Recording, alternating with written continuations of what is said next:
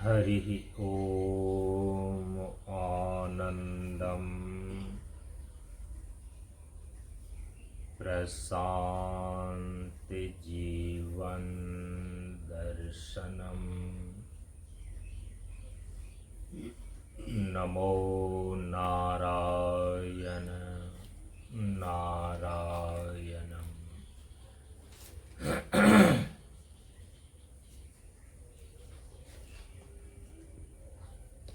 प्रातःकालीन स्वाध्याय की कक्षा में प्रवेश करने के लिए वैदिक मंत्रों का उच्चारण कर लें। ओम सहनाववतु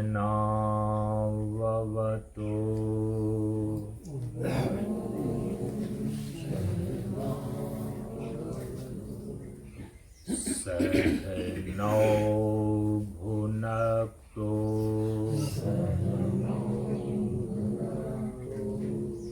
सह वीर्यं करवावहै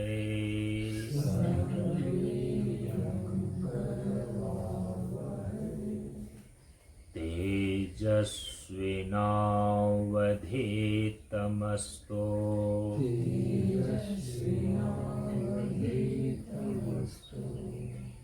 मा विद्विषावहै।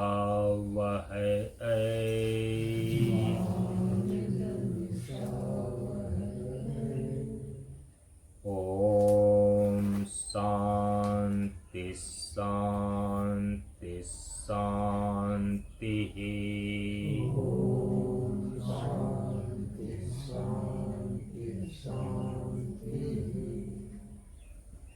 असतो मा सद्गमय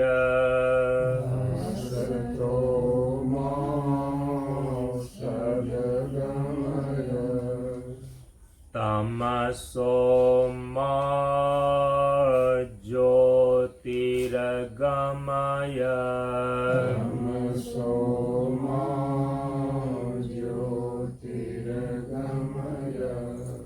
मृत्योर्मा अमृतं गमय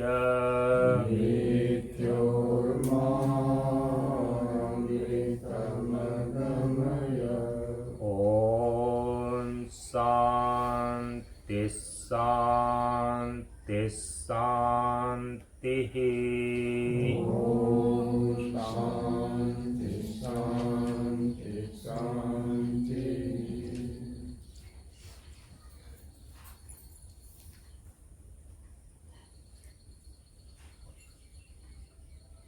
ब्रह्मानंदं परम सुखदं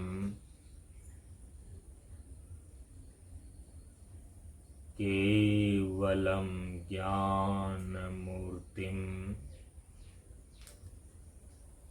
द्वन्द्वातीतं गगनसदृशं तत्त्वमस्यादिलक्ष्यम् एकं नित्यं विमलमचलं सर्वधी साक्षीभूतं भावातीतं त्रिगुणरहितं सद्गुरुं तं नमामि सद्गुरुं तं नमामि।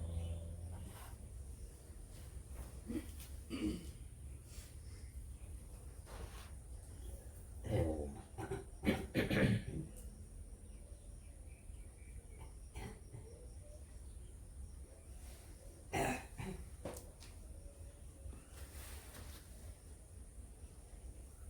हम सभी लोग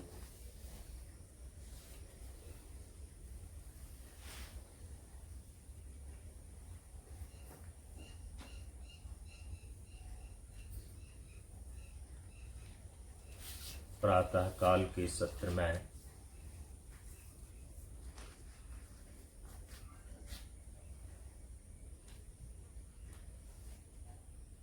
बाबा शांतानंद हीरक जयंती महोत्सव वर्ष के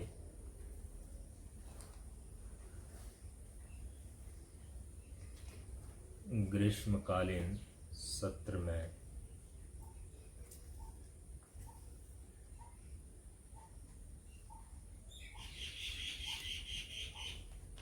स्वाध्याय की कक्षा के अंतर्गत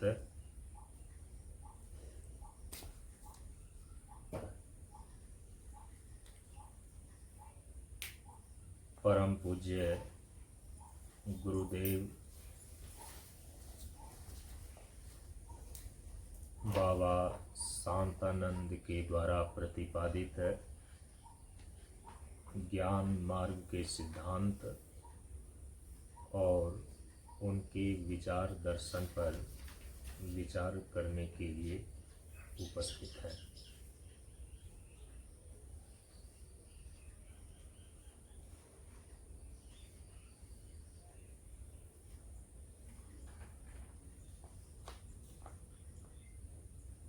हीरक जयंती महोत्सव सत्संग सत्र में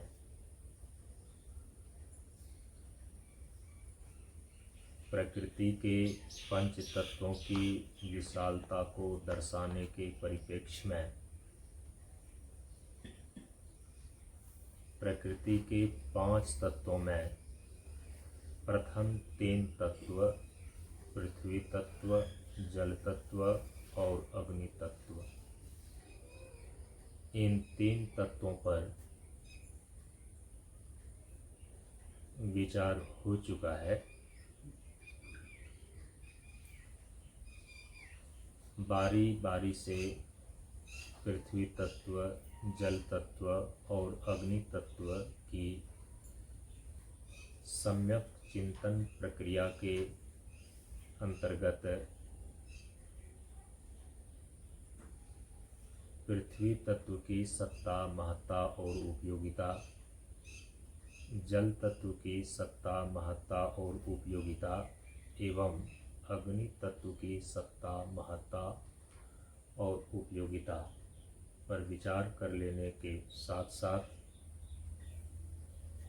पृथ्वी तत्व की साधना की प्रक्रिया पर विचार किया गया, जल तत्व की साधना प्रक्रिया पर विचार किया गया और अग्नि तत्व की साधना प्रक्रिया पर विचार किया गया। प्रकृति के 5 तत्वों में 2 तत्व शेष रह जाते हैं, वायु तत्व और आकाश तत्व। इस पर विचार करना शेष रह गया था। हम सभी लोग स्वाध्याय की कक्षा के अंतर्गत इन्हीं 2 तत्वों पर विचार करेंगे। पहले तत्वों की चिंतन प्रक्रिया में वायु तत्व की सत्ता, महत्ता और उपयोगिता पर विचार होगा। फिर इसके बाद वायु तत्व की साधना प्रक्रिया पर विचार होगा और फिर ऐसे ही आकाश तत्व की सत्ता, महत्ता और उपयोगिता पर विचार करने के बाद उसकी साधना प्रक्रिया पर विचार होगा। 5 तत्वों में अंतिम के जो 2 तत्व हैं, वायु तत्व और आकाश तत्व,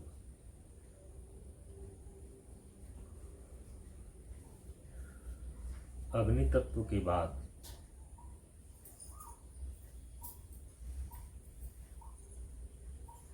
क्रम में वायु तत्व का स्थान आता है।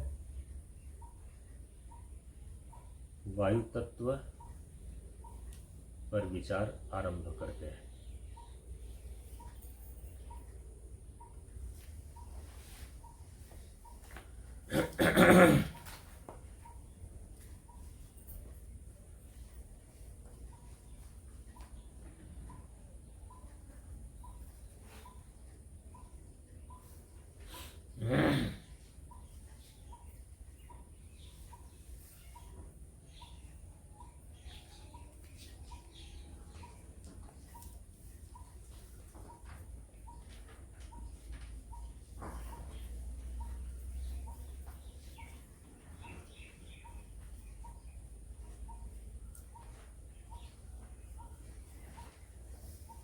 तत्व चिंतन की प्रक्रिया को जो निश्चित किया गया है,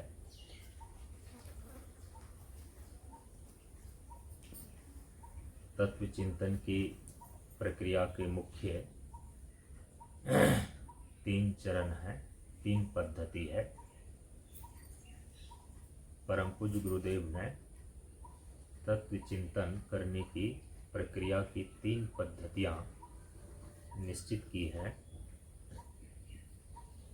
क्या प्रश्न का अंकुश लगाकर तत्व की सत्ता का विचार करना, और सत्ता का अभिप्राय होता है जीवन और सृष्टि में उसकी स्थिति और अस्तित्व का विचार, वह किस रूप में है।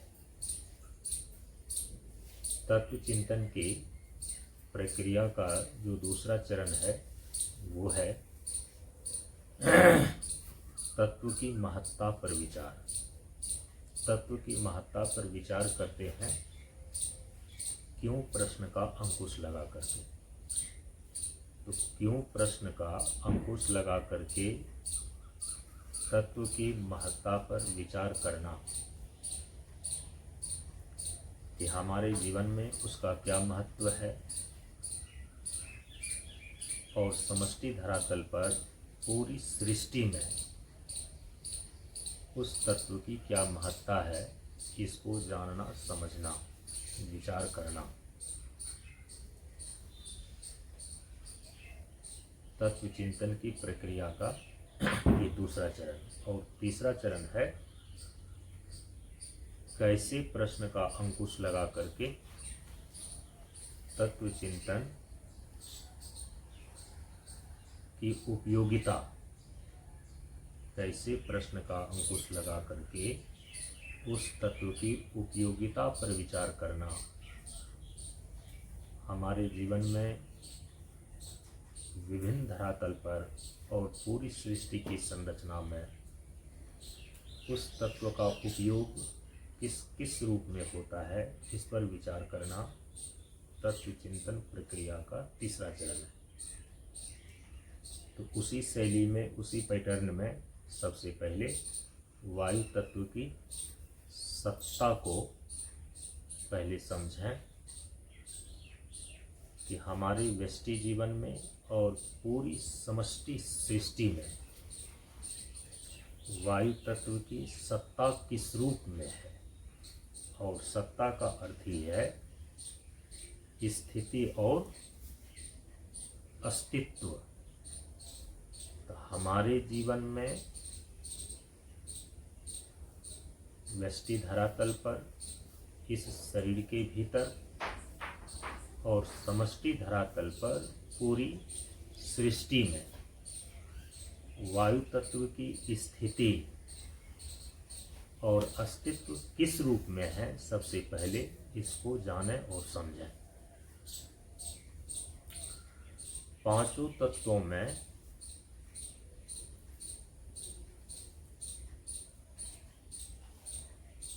स्थिति को लेकर के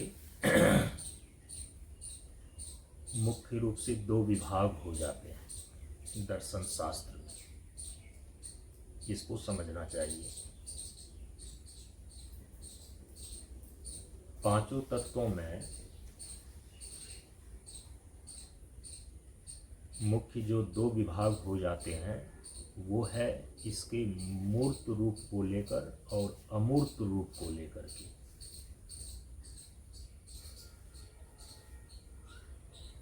दर्शन शास्त्र किसको बोलते हैं?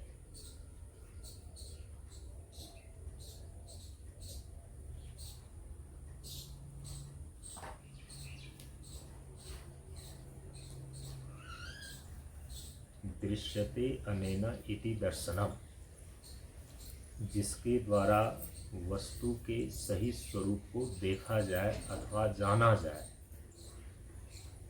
उसको बोलते हैं दर्शन शास्त्र। दर्शन शास्त्र किसी भी वस्तु के या किसी भी पदार्थ के या किसी भी तत्व के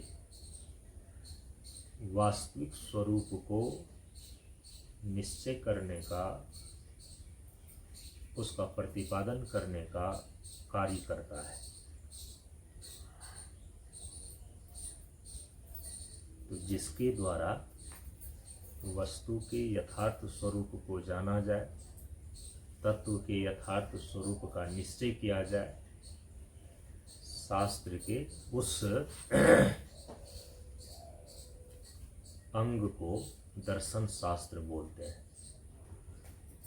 ऐसे शास्त्र की परिभाषा है शासनात् इति शास्त्रः,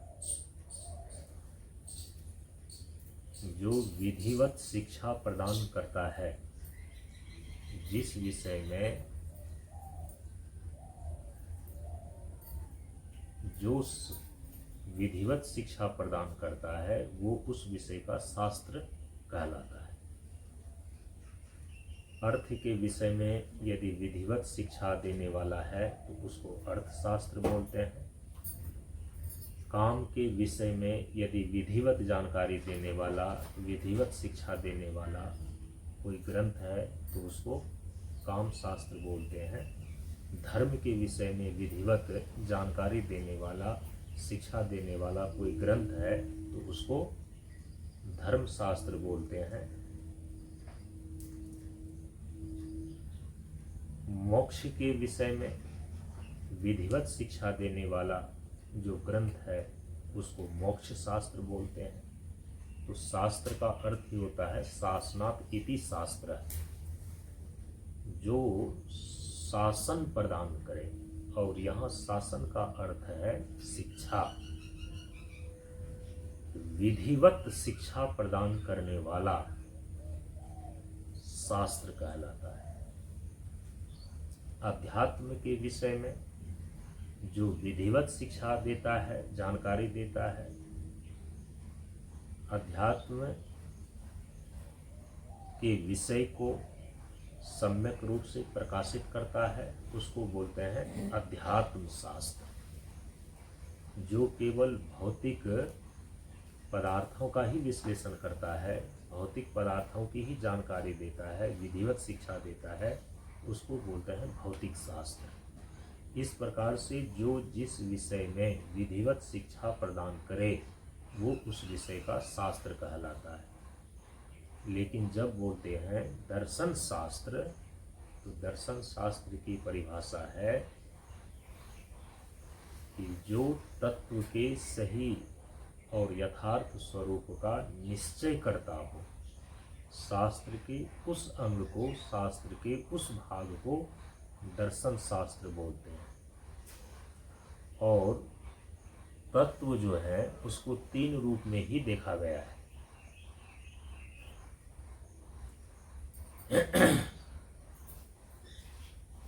तत्व को 3 रूप में ही देखा गया है। एक है जगत के तत्व, जिसको सृष्टि तत्व भी कहा जाता है। तो दर्शन शास्त्र में सृष्टि मीमांसा के अंदर जगत के तत्वों पर विचार किया जाता है। किन तत्वों से इस जगत का निर्माण हुआ है, वे तत्व कितने प्रकार के हैं और किस रूप में हैं। दर्शन शास्त्र के अंदर इसको सृष्टि मीमांसा कहा जाता है, जिसमें जगत के तत्वों के स्वरूप का निश्चय किया जाता है कि किन किन तत्वों से सृष्टि का निर्माण हुआ है, जगत बना है और कितने प्रकार के तत्व हैं। तत्व का जो दूसरा विभाग है वो है जीव तत्व।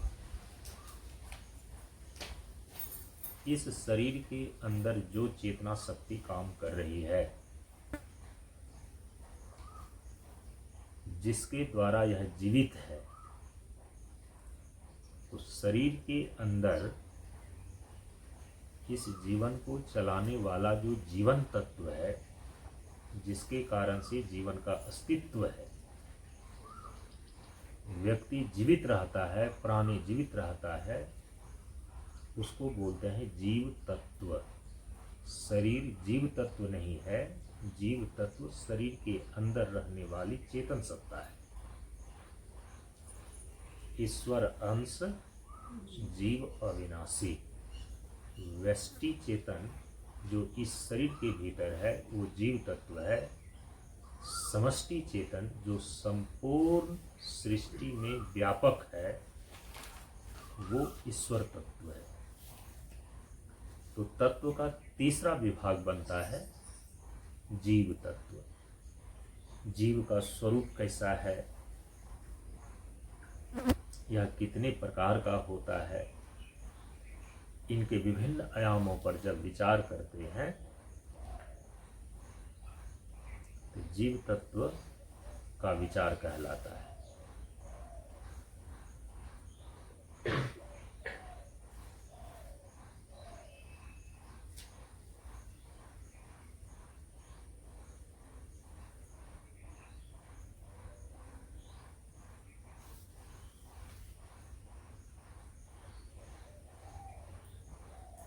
और दर्शन शास्त्र में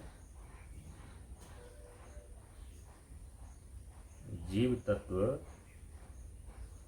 शरीर के भीतर चेतन सत्ता की मीमांसा को लेकर के ही इसको जीव मीमांसा भी बोल देते हैं।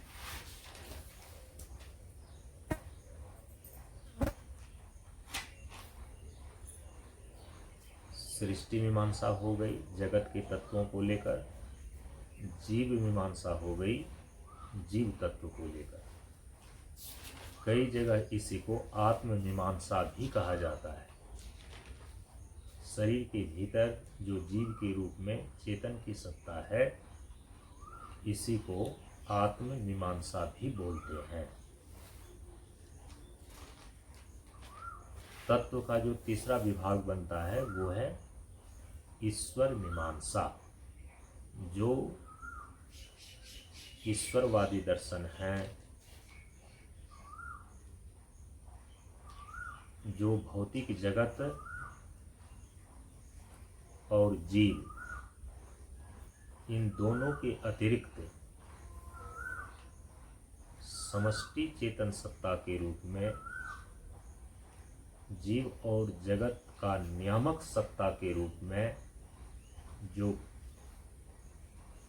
ईश्वर की सत्ता को स्वीकार करता है, तो तत्व के तीसरे विभाग में समष्टि चेतन की सत्ता अर्थात ईश्वर की मीमांसा करता है दर्शन शास्त्र। तो इसको बोलते हैं ईश्वर मीमांसा।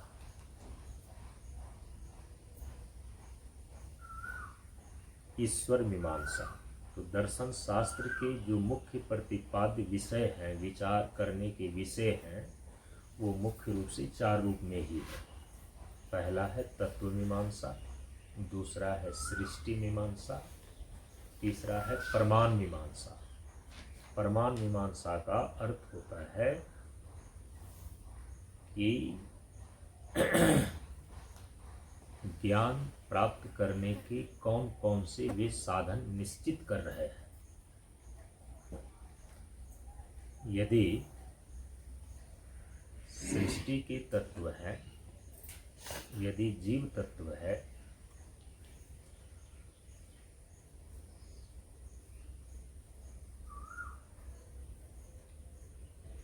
जड़ तत्व भी है और चेतन तत्व भी है, क्या दोनों एक ही है या दोनों अलग अलग हैं? तो तत्व मीमांसा के अंदर और सृष्टि मीमांसा के अंदर, तत्व मीमांसा तो सृष्टि मीमांसा, इसमें तो विचार होता ही होता है। तत्व मीमांसा में मुख्य रूप से सृष्टि के तत्वों की हम चर्चा करते हैं कि मौलिक रूप से तत्व कितने हैं, केवल जड़ तत्व ही है या चेतन तत्व ही है। चेतन तत्व है, जड़ तत्व है, तो दोनों क्या एक दूसरे पर निर्भर है या दोनों की स्वतंत्र सत्ता है। तत्व मीमांसा के अंदर ये विचार किया जाता है। सृष्टि मीमांसा में इस प्रकार का विचार होता है, ये पूरी जगत जो है कैसे बना है और किन तत्वों से बना है। ज्ञान मीमांसा के अंदर ज्ञान के साधन पर विचार होता है। जड़ तत्व के यथार्थ स्वरूप का साक्षात्कार, चेतन तत्व के यथार्थ स्वरूप का साक्षात्कार, उसका यथार्थ ज्ञान किस साधन के द्वारा होगा, उस पर विचार करना ज्ञान मीमांसा कहलाता है। और चौथा जो विचारणीय विषय दर्शन शास्त्र का होता है वो है आचार मीमांसा। आचार मीमांसा में यह निश्चय किया जाता है, इस पर विचार किया जाता है कि जीवन का लक्ष्य क्या है। जीवन के लक्ष्य का निर्धारण और उस लक्ष्य को प्राप्त करने के साधन क्या है, इस पर विचार किया जाता है। तो जीवन के लक्ष्य का निर्धारण और उस लक्ष्य को प्राप्त करने के साधन, यदि जीवन के लक्ष्य को प्राप्त करने के लिए जो निर्धारित साधन है, यदि कोई साधक उसका ठीक ढंग से अपने जीवन में उपयोग कर लेता है और जीवन लक्ष्य की प्राप्ति हो जाती है, तो अंतिम में उसकी फलश्रुति क्या है, किस रूप में है। 3 बिंदुओं में आचार मीमांसा के अंदर विचार किया जाता है। मीमांसा का अर्थ ही होता है प्रामाणिक विचार। मीमांसा का अर्थ ही होता है सम्यक विचार करना। तो आचार मीमांसा के अंदर 3 बिंदुओं पर विचार होता है। जीवन के लक्ष्य का निर्धारण, जीवन के लक्ष्य को प्राप्त करने के साधन का निर्धारण और साध्य अर्थात जीवन का लक्ष्य प्राप्त हो जाने पर उसकी फलश्रुति, जीवन की पूर्णता की उपलब्धि, उसकी फलश्रुति पर विचार होता है। तो दर्शन शास्त्र इस प्रकार से तत्व के यथार्थ स्वरूप को प्रदर्शित करता है। किसी भी पदार्थ, किसी भी वस्तु, उसके स्वरूप का, यथार्थ स्वरूप का निश्चय करने में ही दर्शन शास्त्र की प्रवृत्ति होती है।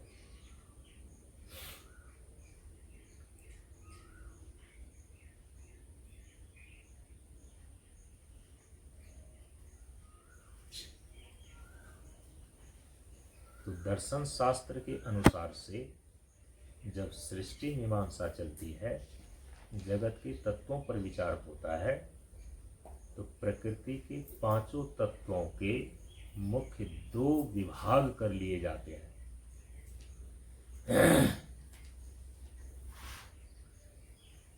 और वे 2 विभाग हैं 5 तत्वों के मूर्त रूप को लेकर के और अमूर्त रूप को लेकर के। यहीं पर विचार चल रहा था। और ये मूर्त और अमूर्त, ये जो 2 रूप हो जाते हैं तत्व के, तो इस दृष्टि से 5 तत्वों में कौन से मूर्त तत्व हैं और कौन से अमूर्त तत्व हैं, इस पर दर्शन शास्त्र का क्या निश्चय है। न्याय और वैशेषिक दर्शन का इस विषय में अलग प्रकार का निश्चय है। और जो वेदांत दर्शन है, वेदांत दर्शन में तत्वों के मूर्त और अमूर्त रूप को लेकर अलग प्रकार का निश्चय है। उसको थोड़ा सा ध्यान में ले लीजिए, क्योंकि ये तत्व की स्थिति और अस्तित्व के अंतर्गत ही तत्व के मूर्त और अमूर्त रूप का विचार आता है। सृष्टि संरचना में जो वायु तत्व की स्थिति और अस्तित्व है, उसमें वेदांत दर्शन के अनुसार से पांचों तत्वों में पृथ्वी, जल और अग्नि ये तीनों मूर्त तत्व माने गए हैं। वेदांत दर्शन के अनुसार से पांचों तत्वों में जो प्रथम तीन तत्व हैं, पृथ्वी तत्व, जल तत्व और अग्नि तत्व, ये तीनों मूर्त तत्व हैं। और ऊपर के जो दो तत्व हैं, वायु और आकाश, ये दोनों अमूर्त तत्व हैं। तो हम सभी लोगों ने इसीलिए प्रथम तीन तत्वों पर पहले विचार किया। प्रकृति के पांचों तत्वों में वेदांत दर्शन के अनुसार से जो तीन मूर्त तत्व हैं, कौन कौन? पृथ्वी, जल और अग्नि, इस पर विचार हो चुका है। अब हम सभी लोग पांचों तत्वों में वेदांत के अनुसार से जो मूर्त तत्व के अंतर्गत आते हैं, मूर्त तत्व नहीं, अमूर्त तत्व। अमूर्त तत्व दो हैं, वायु और आकाश। इसको स्वाध्याय की कक्षा के अंतर्गत दोनों अमूर्त तत्व पर विचारणीय विषय रखा गया है। अब यहाँ पर ये देखना चाहिए कि मूर्त किसको बोलते हैं और अमूर्त किसको बोलते हैं, क्योंकि दोनों ही पारिभाषिक शब्द हैं। वेदांत दर्शन अर्थात ज्ञान मार्ग सिद्धांत में वेदांत दर्शन को ही ज्ञान मार्ग सिद्धांत बोलते हैं। ज्ञान मार्ग सिद्धांत ही परम पूज्य गुरुदेव का विचार दर्शन है। वेदांत दर्शन ही अर्थात ज्ञान मार्ग सिद्धांत ही परम पूज्य गुरुदेव का विचार दर्शन है। तो वेदांत दर्शन ज्ञान मार्ग सिद्धांत में जो मूर्त और अमूर्त की परिभाषा निश्चित की गई है, कहा कि जो रूप युक्त तत्व है वे मूर्त तत्व माने जाते हैं, उसको मूर्त कहा जाता है।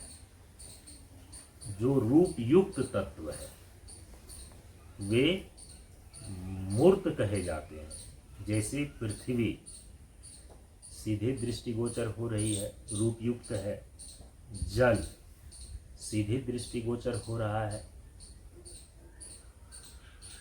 रूप युक्त है। और अग्नि सीधे दृष्टिगोचर हो रहा है, ये भी रूप युक्त है। तो जो तत्व रूप युक्त है उसको बोलते हैं मूर्त। और जो निरूप है, जिसका रूप सीधे दृष्टिगोचर नहीं होता, तो जो निरूप तत्व है वे अमूर्त माने जाते हैं। जैसे वायु सीधी दृष्टिगोचर नहीं होती, आकाश सीधी दृष्टिगोचर नहीं होता। नीला के रूप में जो आपको आकाश का आभास हो रहा है, वो वस्तुतः आकाश नील रंग वाला नहीं है। यदि आकाश नील रंग का होता तो जहाँ नीलापन दिखाई दे रहा है वहाँ पर चले जाने पर श्वेत कपड़े नीले हो जाते, जबकि ऐसा नहीं देखा जाता। तो नीलापन का केवल आभास मात्र है, न कि आकाश जो है कि नील रूप वाला है। वेदांत दर्शन के अनुसार वायु जो है किसी वस्तु के टकराने या हिलने से तो अनुमान होता है कि हवाएं चल रही हैं, लेकिन इस दृष्टि से सीधे वो पृथ्वी की तरह, जल की तरह और अग्नि की तरह दृष्टिगोचर नहीं होता। इसीलिए उसको निरूप माना गया। तो जो निरूप तत्व है, सीधी दृष्टि से गोचर नहीं होता, उसको अमूर्त कहा गया। तो पांचों तत्वों में प्रथम तीन तत्व पृथ्वी, जल और अग्नि रूप युक्त होने के कारण वेदांत दर्शन में ये मूर्त तत्व माने गए हैं, और ऊपर के दो तत्व वायु और आकाश निरूप होने के कारण वेदांत दर्शन में इस दोनों को अमूर्त तत्व माने गए हैं। किंतु न्याय और वैशेषिक दर्शन में मूर्त और अमूर्त की परिभाषा बिल्कुल अलग है। न्याय और वैशेषिक दर्शन के अनुसार पांचों तत्वों में पृथ्वी, जल, अग्नि और वायु ये चारों मूर्त तत्व हैं। केवल आकाश ही अमूर्त तत्व है। किसके अनुसार? न्याय और वैशेषिक दर्शन में प्रकृति के पांचों तत्वों में चार तत्व, पृथ्वी तत्व, जल तत्व, अग्नि तत्व और वायु तत्व, ये चारों के चारों मूर्त तत्व हैं। केवल पांचवा जो आकाश तत्व है, ये आकाश तत्व अमूर्त तत्व है। किस आधार पर इन्होंने अग्नि के अतिरिक्त वायु को भी मूर्त तत्व के अंतर्गत ले लिया और केवल आकाश को ही अमूर्त माना? क्योंकि वेदांत में तो तीन तत्व ही मूर्त हैं, पृथ्वी, जल और अग्नि, क्योंकि रूप युक्त है। और जो निरूप हैं वे वायु और आकाश हैं, इसीलिए अमूर्त माने गए वेदांत में। न्याय और वैशेषिक दर्शन पृथ्वी, जल और अग्नि के अतिरिक्त वायु को भी मूर्त ही तत्व मान रहे हैं। अमूर्त के रूप में केवल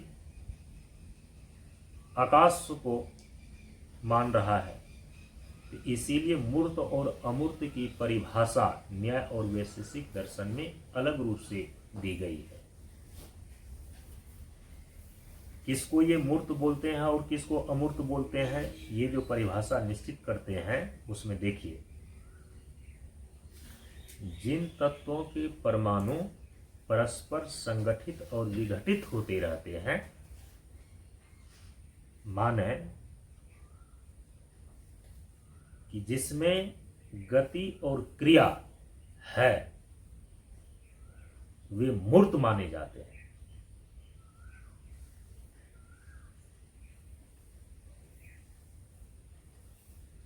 तो जैसे पृथ्वी, जल, अग्नि और वायु, इन चारों भूतों के परमाणु गतिशील हैं, क्रियाशील हैं, इसीलिए ये चारों के चारों मूर्त हैं, मूर्त तत्व हैं। न्याय वैशेषिक दर्शन ने ये कहा। और अमूर्त किसको बोलते हैं? जिन तत्वों के परमाणु नहीं होते, बल्कि वे व्यापक होते हैं, विभू होते हैं, इस कारण से उसमें कोई गति नहीं होती और उसमें किसी प्रकार की क्रिया नहीं होती। तो जिस तत्व में कोई गति नहीं है, कोई क्रिया नहीं है, उसको वे अमूर्त बोलते हैं। उसके अनुसार से आकाश विभू है, इसके परमाणु नहीं होते, ये व्यापक तत्व है। व्यापक होने के कारण से आकाश तत्व में किसी प्रकार की कोई गति नहीं है, इसमें किसी प्रकार की कोई क्रिया नहीं है, अतः ये अमूर्त है। न्याय वैशेषिक का ये कहना है। तो वेदांत दर्शन के अनुसार से मूर्त और अमूर्त की परिभाषा निश्चित हो गई कि गति और क्रिया युक्त तत्व मूर्त है या अमूर्त है। ये तो न्याय और वैशेषिक की परिभाषा है। वेदांत दर्शन के अनुसार से रूप युक्त जो तत्व है वो मूर्त है, और जो निरूप तत्व है, रूप से रहित, सीधे दृष्टिगोचर नहीं होता, वे अमूर्त तत्व हैं। तो रूप युक्त 3 ही तत्व हैं 5 तत्वों में, पृथ्वी, जल और अग्नि। ये 3 मूर्त तत्व हैं और निरूप के रूप में 2 तत्व हैं, वायु और आकाश। ये अमूर्त तत्व हैं वेदांत के अनुसार से। किंतु न्याय और वैशेषिक में मूर्त और अमूर्त की परिभाषा इस रूप में निश्चित हुई, जिस तत्व में गति और क्रिया है, तो गति और क्रिया युक्त तत्व मूर्त तत्व है, वो मूर्त रूप है। जैसे भूत चतुष्टय के परमाणु, पृथ्वी के परमाणु, जल के परमाणु, अग्नि के परमाणु और वायु के परमाणु, इन 4 भूतों के परमाणु होते हैं न्याय और वैशेषिक दर्शन के अनुसार। अणु, परिमाण, परिमित परमाणु होता है। तो 4 भूतों के परमाणु तो होते हैं, अणु, परिमाण, परिमित होते हैं। इसीलिए इसमें क्रिया भी है और गति भी है। तो क्रिया और गति से युक्त होने के कारण से इसको मूर्त तत्व माना गया। पृथ्वी, जल, अग्नि और वायु, चूंकि इन 4 भूतों के परमाणु होते हैं, इसमें क्रिया और गति होती है, इसीलिए ये चारों के 4 मूर्त तत्व हैं न्याय और वैशेषिक के अनुसार। अमूर्त तत्व किनको कहा? इन्होंने इसकी परिभाषा निश्चित किया कि जिसमें गति और क्रिया नहीं है। तो गति और क्रिया रहित तत्व अमूर्त तत्व है। तो गति और क्रिया उसी तत्व में नहीं हो सकती है जो व्यापक होगा।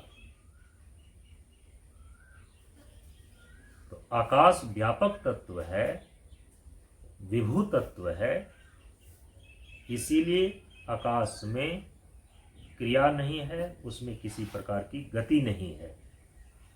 तो आकाश तत्व को न्याय और वैशेषिक दर्शन ने अमूर्त तत्व माना। ये ध्यान में रखनी चाहिए। तो वेदांत दर्शन के अनुसार से वायु तत्व की जो स्थिति है, तो वो अंतिम मूर्त तत्व के रूप में है। मूर्त तत्व माने जो रूप युक्त है वेदांत दर्शन के अनुसार। तो पृथ्वी, जल, अग्नि, ये 3 रूप युक्त हैं। ये 3 रूप युक्त हैं, तो ये तीनों मूर्त तत्व होंगे। और अमूर्त, तो अमूर्त तत्व शुरू कहाँ से होगा? वायु तत्व से। तो अमूर्त तत्वों की अमूर्त तत्व का सीमा जो है वायु तत्व से आरंभ हो जाता है वेदांत दर्शन के अनुसार। वायु और आकाश ये 2 अमूर्त तत्व हैं, क्योंकि ये रूप युक्त नहीं। लेकिन न्याय और वैशेषिक दर्शन के अनुसार से पृथ्वी, जल और अग्नि, ये 3, पृथ्वी, जल, अग्नि और वायु, ये 4 मूर्त तत्व हैं और अमूर्त तत्व हैं केवल विभू आकाश। तो दर्शन शास्त्र में 5 तत्वों को लेकर के जो मूर्त और अमूर्त की सीमा बनाई गई है, उसको ध्यान में रखनी चाहिए। ज्ञान मार्ग वेदांत के सिद्धांत के अनुसार से अमूर्त तत्वों का आरंभ किससे होता है? वायु तत्व से। मूर्त तत्व जो है वो अग्नि तत्व तक ही सीमित है। अब न्याय और वैशेषिक दर्शन के सृष्टि के सिद्धांत के अनुसार से, क्योंकि देखना है कि जीवन में और पूरी प्रकृति में वायु तत्व की स्थिति और अस्तित्व किस रूप में है, इसी को बोलते हैं सत्ता। तो सत्ता के संदर्भ में सबसे पहली बातें तो ये विचारणीय होता है कि सृष्टि संरचना में और जीवन में वायु तत्व की क्या भूमिका है, वो किस रूप में है, उसकी स्थिति। तो न्याय और वैशेषिक दर्शन के सृष्टि सिद्धांत के अनुसार वायु तत्व एक विलक्षण स्पर्श वाला नित्य परमाणु है।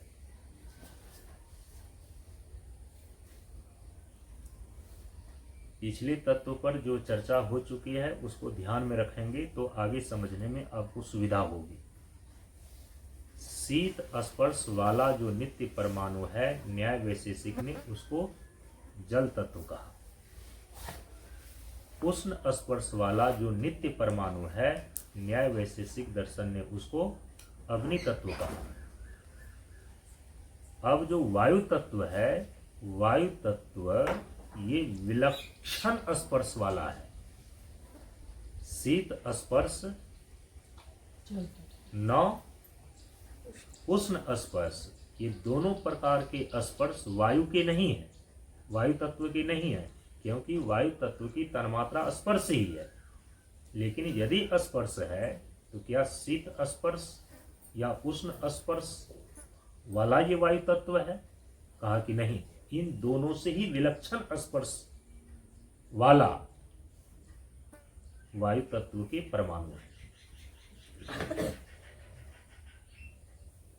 तो वायु तत्व एक विलक्षण स्पर्श वाला नित्य परमाणु के रूप में है,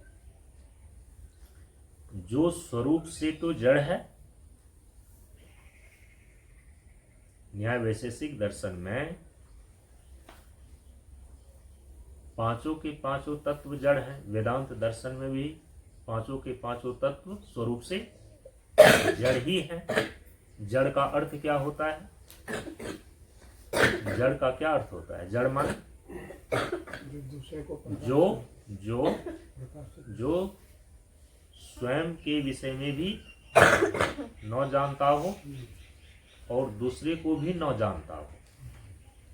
जड़ का मतलब है जो स्वयं को भी न जानता हो और दूसरे को भी न जानता हो, स्वयं भी प्रकाशित न होता हो और दूसरे को भी प्रकाशित न करता हो, तब उसको जड़ बोलते हैं। तो पृथ्वी के परमाणु भी जड़ हैं, जल के परमाणु भी जड़ हैं, अग्नि के परमाणु भी जड़ हैं, वायु के परमाणु भी जड़ हैं, और जो विभु आकाश है न्याय वैशेषिक दर्शन में, ये भी जड़ द्रव्य ही है। वेदांत के अंदर भी चेतन तत्व केवल एक ब्रह्म ही है, उसके अतिरिक्त जितने भी प्रकृति के अवांतर तत्व हैं सबके सब स्वरूप से जड़ है, स्वरूप से जड़ है।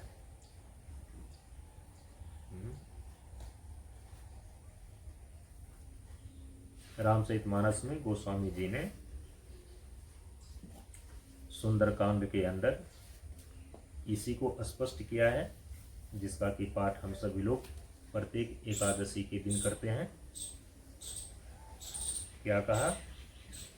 पांचों तत्वों का नाम लेकर के कहा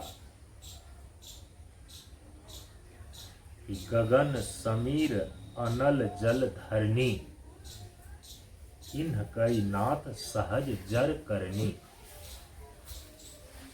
भगवान श्री राम के सामने जब समुद्र देवता प्रकट होते हैं भगवान के कोप के कारण, भगवान जब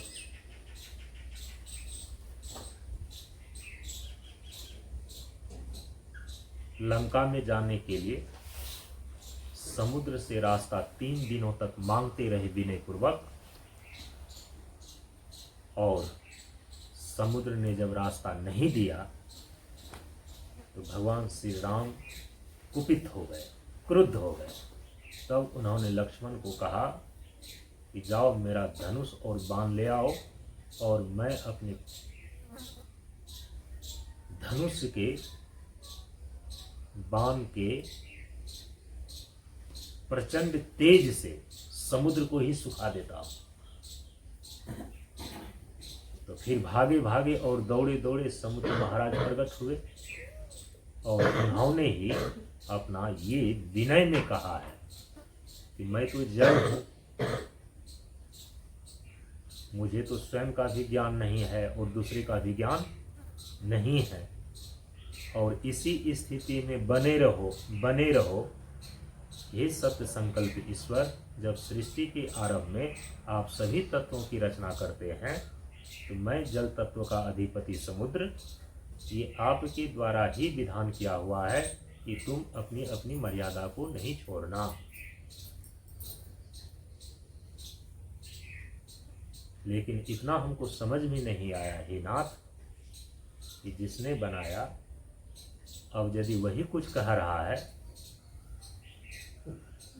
तो सारे संसार के लिए मर्यादा होती है। बनाने वाले सृष्टा तो नियामक होते हैं, उसके ऊपर नियम नहीं चलता है। मैं तो जड़ बुद्धि का हूँ, मुझे माफ कर दीजिए। तो कहा कि गगन समीर अनल जल धरनी, इन्ह कई नाथ सहज जड़ करनी। ये तो सहज ही स्वरूप से ही जड़ है। कौन कौन? गगन अर्थात आकाश, समीर अर्थात वायु, अनल अर्थात अग्नि, जल अर्थात पानी, धरनी अर्थात पृथ्वी। पृथ्वी, जल, अग्नि, वायु और आकाश, इन कई नाथ सहज जड़ करनी। ये तो स्वरूप से जड़ है। तो न्याय वैशेषिक दर्शन के अनुसार से भले ही इसके परमाणु नित्य हैं, स्वरूप से कभी नष्ट नहीं होता, तो नित्य होता हुआ भी स्वरूप से ये जड़ है। स्वयं के स्वरूप को प्रकाशित अपने आप नहीं कर सकता और दूसरे को भी प्रकाशित नहीं कर सकता। अपने को भी नहीं जानता है और दूसरे को भी नहीं जानता है। ऐसी स्थिति हो तो तब उसको बोलते हैं जड़। तो न्याय वैशेषिक दर्शन के सृष्टि सिद्धांत के अनुसार वायु तत्व की स्थिति कैसी है? देखिए, एक विलक्षण स्पर्श वाला नित्य परमाणु के रूप में है, किंतु स्वरूप से जड़ है और इसकी सत्ता स्वतंत्र है। स्वरूप से जड़ है, नित्य है, लेकिन इसकी सत्ता स्वतंत्र है। इसकी उत्पत्ति किसी से नहीं होती। स्वतंत्र सत्ता तभी मानी जाएगी जब उसकी उत्पत्ति किसी से न हो। तो तब सृष्टि का निर्माण कैसे होता है? सृष्टि निर्माण में इसकी भूमिका क्या है? तो वायु तत्व का जो परमाणु है, नित्य है, स्वरूप से जड़ है, तो क्या वो एक ही है? संख्या में असंख्य है, असंख्य परमाणु है वायु तत्व के। वायु तत्व के असंख्य परमाणु परस्पर संयुक्त होकर स्थूल आकार धारण करता है। उससे क्या होता है? 3 प्रकार की वस्तुएं बन जाती है। जो वायु तत्व के विलक्षण स्पर्श वाला असंख्य नित्य परमाणु है, वे परस्पर संयुक्त होकर के स्थूल रूप धारण करता है, और स्थूल रूप धारण करने से अब 3 प्रकार की चीजें बन जाती है। 3 चीजें क्या क्या बनती है? वायवीय शरीर, वायवीय इंद्रिय और वायवीय विषय। वायवीय ना वायव्य, वायु की प्रधानता लिए हुए। तो वायव्य पदार्थ, वायव्य शरीर और लोक का निर्माण हो जाता है। जो स्थूल वायव्य पदार्थ है, शरीर है, लोक है, जब इसका विघटन होता है तो इसके विघटन होने पर वायु तत्व का परमाणु शेष बना रह जाता है, वह नष्ट नहीं होता। तो परमाणु केवल परस्पर संयुक्त होकर के स्थूल रूप धारण करता है। वायव्य शरीर, वायव्य इंद्रिय, वायव्य विषय और वायव्य लोक इत्यादि का निर्माण हो जाता है। लेकिन जब इन सारी चीजों में विघटन होएगा, जो स्थूल रूप धारण किया हुआ है, जब इसकी आकृति बदलती है, इसका विघटन होता है, तो विघटन होते होते अंत में शेष कौन बच जाता है? वायु तत्व का परमाणु, जो परस्पर संयुक्त होकर के स्थूल रूप धारण किया था। तो केवल स्थूल रूप ही विघटित होता है, स्वरूप से परमाणु नष्ट नहीं होता। अतः कह सकते हैं कि जो कार्य रूप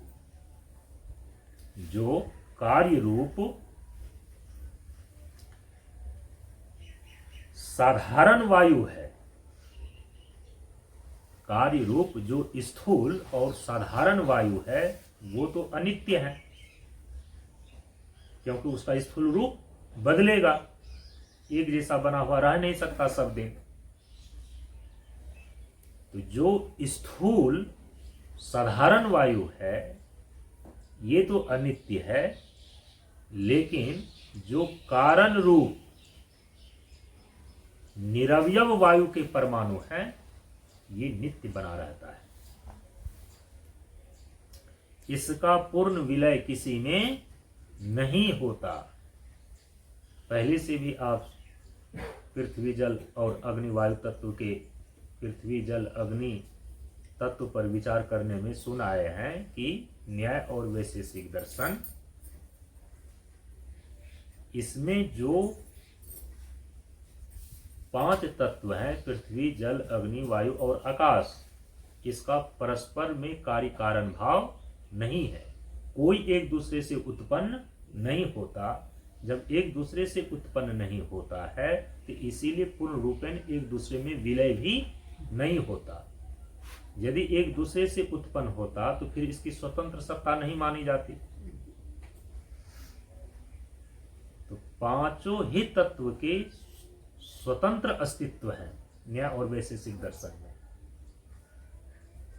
इनके असंख्य परमाणु परस्पर संगठित होकर पृथ्वी के असंख्य परमाणु पार्थिव पदार्थ का निर्माण कर देता है, जल का परमाणु परस्पर संगठित होकर जलीय पदार्थ का निर्माण कर देता है, सृष्टि कर देता है, अग्नि तत्व का परमाणु आग्नेय पदार्थ का निर्माण कर देता है, वायु तत्व का परमाणु परस्पर संगठित होकर वायव्य पदार्थ का निर्माण कर देता है।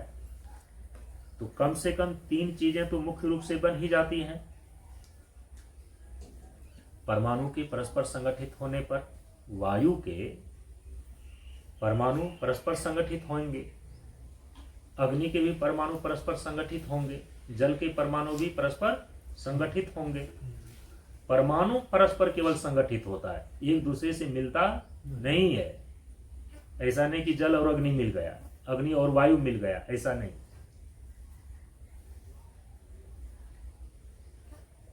उसको मिलाने का काम करता है ईश्वर, वे स्वयं नहीं मिलते। किसको कितनी मात्रा में मिलाकर के किस पदार्थ का निर्माण करना है, क्योंकि जो असंख्य परमाणु हैं आखिर वो तो जड़ है, अपने आप से तो मिलेगा नहीं, अपने आप से अलग भी नहीं होएगा। तो इसको मिलाने वाला और अलग करने वाला कौन है? कहा कि एक चेतन सत्ता है ईश्वर, जो ज्ञान स्वरूप है, उसके अंदर नित्य ज्ञान, नित्य इच्छा और नित्य क्रिया, ये ईश्वर का लक्षण है न्याय और वैशेषिक दर्शन में। जो नित्य ज्ञान, नित्य क्रिया और नित्य इच्छा से संपन्न है, ऐसी चेतन सत्ता को ईश्वर बोलते हैं। नित्य ज्ञान, नित्य इच्छा और नित्य क्रिया से। और क्रिया किस प्रकार की? यही सृष्टि करने की क्रिया, जो परमाणु है उसको परस्पर मिलाने की क्रिया, जो सत्य संकल्प रूपी इच्छा से युक्त है और जिसके अंदर सत्य ज्ञान है, और ये नित्य बना रहे उसमें, इसमें घट और बढ़ नहीं हो। नित्य ज्ञान, नित्य इच्छा और नित्य क्रिया से युक्त जो चेतन सत्ता है न्याय वैशेषिक दर्शन में, उसी को ईश्वर बोलते हैं।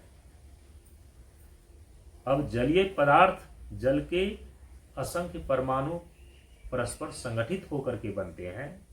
आग्नेय पदार्थ अग्नि के असंख्य परमाणु परस्पर संगठित होकर के बनते हैं। तो ये परस्पर संगठित करने वाला कौन है? ईश्वर है।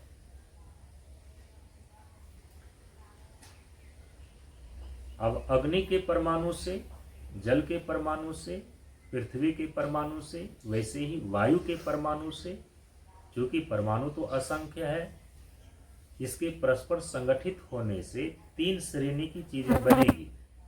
शरीर बनेगा, इंद्रिय बनेगा और फिर उससे विषय बनते हैं। जैसे कि मनुष्य, पशु, पक्षी आदि के शरीर तथा वृक्ष आदि, ये पार्थिव शरीर है, ये पृथ्वी के हैं।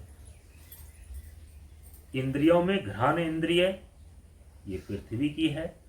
शरीर और इंद्रियों के सिवा जितनी मिट्टी है, पत्थर आदि रूप है, ये सब पार्थिव विषय है। पार्थिव शरीर, पार्थिव इंद्रिय और पार्थिव विषय। तो पार्थिव शरीर मनुष्य का शरीर है, पशु का शरीर है, पक्षी का शरीर है, वृक्ष आदि के शरीर हैं, ये सब पार्थिव शरीर है। और पार्थिव इंद्रिय घ्राण इंद्रिय। पार्थिव विषय कौन कौन है? पार्थिव विषय के उदाहरण शरीर और इंद्रियों के अतिरिक्त जो मिट्टी, पत्थर इत्यादि रूप हैं, ये सब पार्थिव विषय है। इसी प्रकार से जो जल है, जल के असंख्य परमाणु संगठित होकर के अब जलीय शरीर का निर्माण होगा, फिर जलीय इंद्रिय का निर्माण होगा, फिर जलीय विषय निर्मित होंगे। जल में रहने वाले जितने भी जीवों के शरीर हैं, कछुआ है, सांप है, मछली इत्यादि है, इसके शरीर कैसे हैं? जल की प्रधानता से जलीय है, तभी वो जल में तैर सकता है।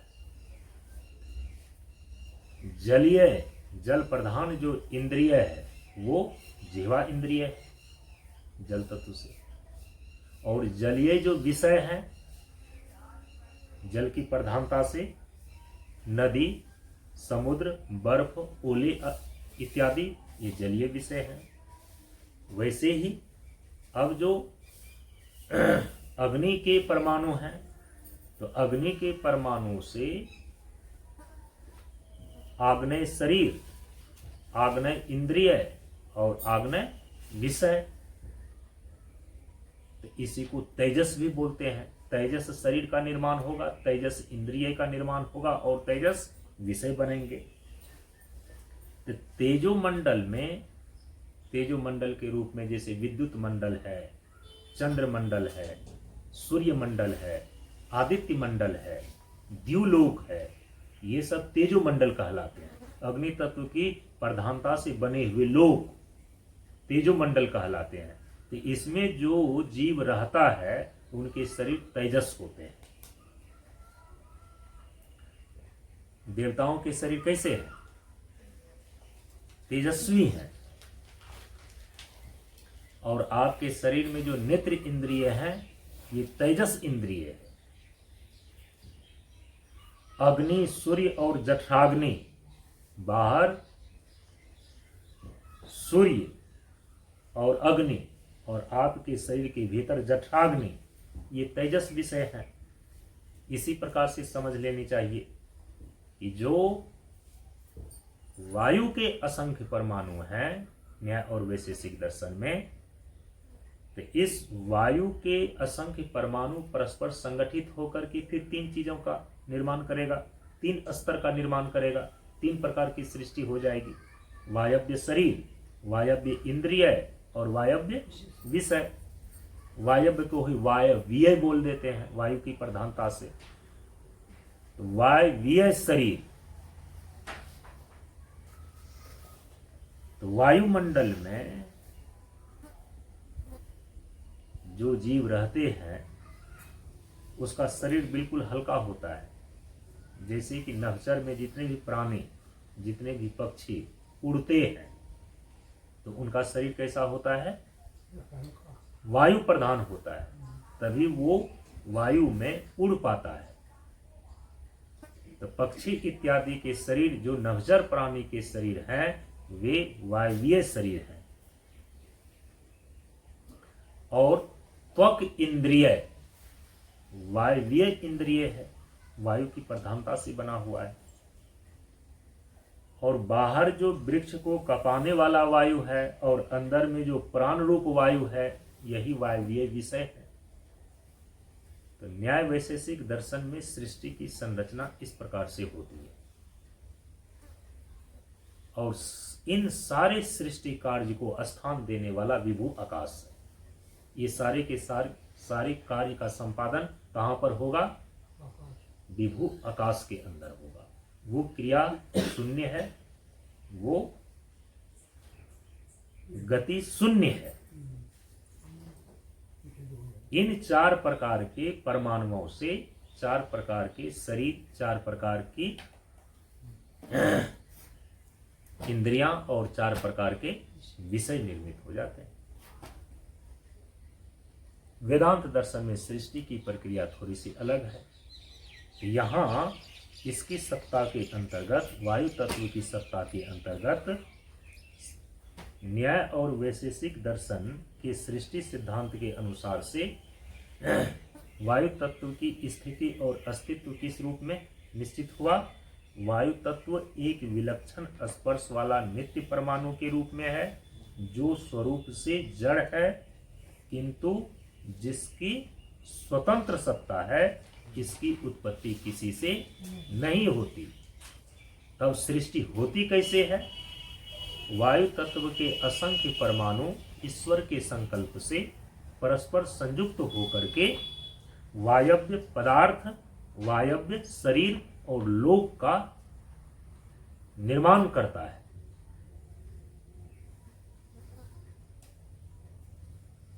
वायु के असंख्य परमाणु ईश्वर के संकल्प से परस्पर संगठित होकर स्थूल आकार धारण करता है और उससे वायव्य पदार्थ, जिसको विषय बोल सकते हैं, वायव्य शरीर और फिर शरीर के साथ साथ वायव्य लोक, वायु प्रधान लोक का निर्माण होता है।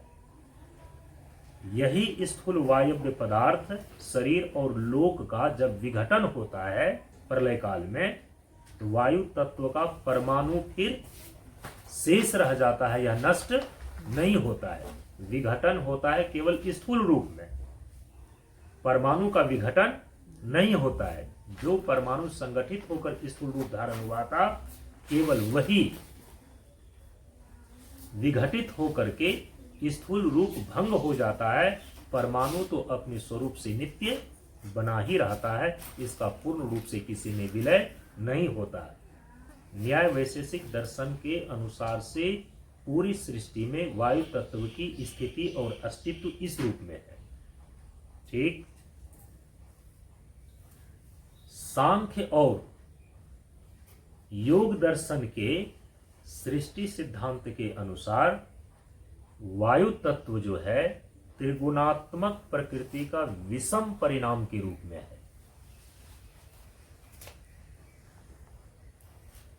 वायु तत्व की स्थिति और अस्तित्व को लेकर के सांख्य और योग दर्शन इसकी सत्ता को किस रूप में निश्चित करता है कि वायु तत्व त्रिगुणात्मक प्रकृति का विषम परिणाम है। प्रकृति स्वयं परिणमित होती रहती है। त्रिगुणात्मिका प्रकृति सांख्य और योग दर्शन में प्रकृति स्वयं परिणमित होती रहती है, नित्य परिणामी है। तो प्रकृति में 2 प्रकार के परिणाम घटित होते रहते हैं, एक सम परिणाम और दूसरा विषम परिणाम। सम परिणाम में किसी भी गुण का उत्कर्ष नहीं होता, वो सम अवस्था में बना रहता है, इसीलिए उसमें किसी प्रकार की कोई सृष्टि नहीं है। तो साम्यावस्था धारणी प्रकृति की वह मूल अवस्था है। सम परिणाम का अर्थ है कि जो सत्व है सत्व के रूप में, जो रजोगुण है रजोगुण के रूप में, और तमोगुण है तमोगुण के रूप में सम अवस्था में ही केवल बना रहे, उसको बोलते हैं सम परिणाम।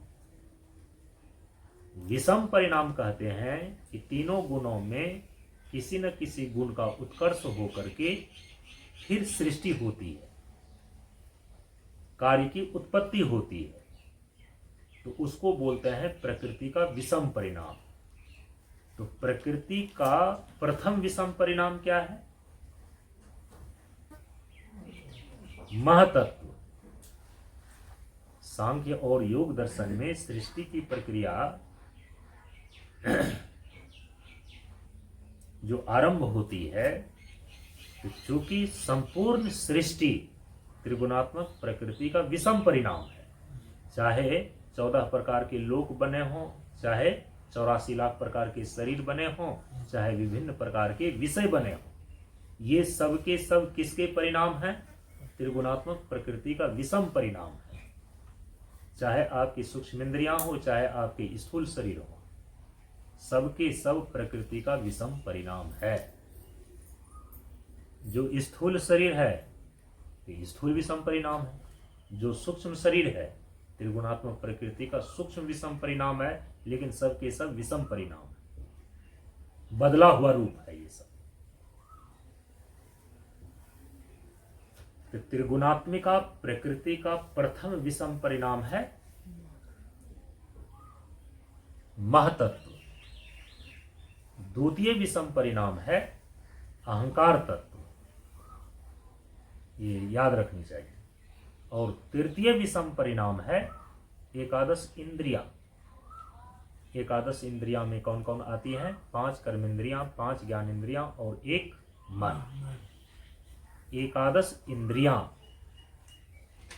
और जब मन कहा जाता है 11वें स्थान पर, तो अंतःकरण के और जितने भी रूप होते हैं, मन बुद्धि चित्त अहंकार, उसको मन में ही अंतर्भावित कर लेनी चाहिए। एकादश इंद्रियां, ये तृतीय विषम परिणाम है प्रकृति का। चतुर्थ विषम परिणाम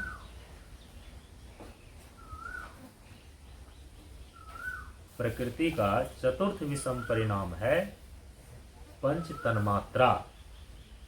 पंच तन्मात्रा के रूप में जो सूक्ष्म पंच महाभूत हैं, पांचों महाभूत का जो सूक्ष्म रूप है, सांख्य और योग कहता है उसको तन्मात्रा।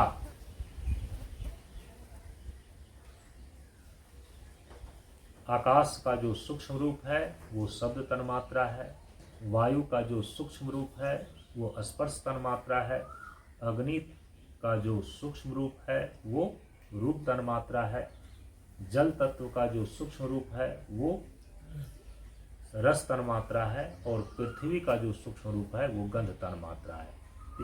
तो ये जो 5 तन्मात्रा हैं, पंच तन्मात्रा है, अर्थात पांचों तत्वों का जो सूक्ष्म रूप है, ये त्रिगुणात्मक प्रकृति का चतुर्थ परिणाम है, चौथा विषम परिणाम है। मतलब कि परिणमित होते होते जब चौथे स्टेज में वह परिणाम पहुंचता है, तब पंच तन्मात्रा की उत्पत्ति होती है, ये कहने का अर्थ है। और सबसे अंतिम में पंचम विषम परिणाम है स्थूल पंच महाभूत। पृथ्वी का जो स्थूल रूप है, जल का जो स्थूल रूप है, अग्नि का जो स्थूल रूप है, वायु का जो स्थूल रूप है, और आकाश का जो स्थूल रूप आपको दृष्टिगोचर हो रहा है, ये स्थूल पंच महाभूत त्रिगुणात्मक प्रकृति के पांचवा विषम परिणाम है। और इसके बाद प्रकृति का तत्वांतर परिणाम नहीं होता, अलग तत्वों की उत्पत्ति नहीं होती। स्थूल पंचमहाभूत तक आकर के ही रुक जाती है, एक नए तत्व की उत्पत्ति आगे नहीं होती। तो शुरू से लेकर के अंतिम विषम परिणाम तक में मूल प्रकृति के कुल मिलाकर के तत्वांतर परिणाम, और तत्वों की संख्या कितनी हो जाती है? 23। महातत्व 1, अहंकार तत्व 2, एकादश इंद्रियां, कितने हो गए? 13। अब 5 तन्मात्रा और 5 महाभूत, स्थूल पंच महाभूत, तो कुल हो गए 23। और ये 23 जो तत्वांतर परिणाम है, ये किसके हैं? त्रिगुणात्मक मूल प्रकृति का। तो त्रिगुणात्मक मूल प्रकृति 24वां। तो इसीलिए मूल प्रकृति से लेकर मूल प्रकृति का जो विषम परिणाम स्वरूप इतने तत्वांतर परिणाम होते हैं, उसकी कुल संख्या 24 निश्चित की गई। प्रकृति और प्रकृति के परिणाम मिला करके सांख्य के अंदर तत्वों की संख्या कितनी है? जड़ तत्वों की संख्या 24 है।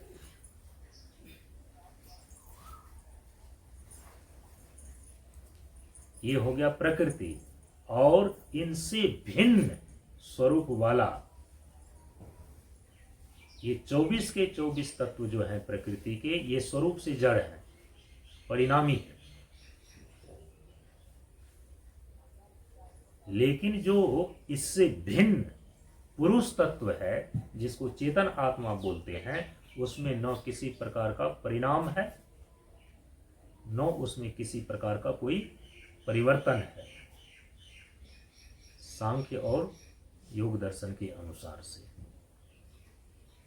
तो अब यहां वायु तत्व की स्थिति का निश्चय करना है।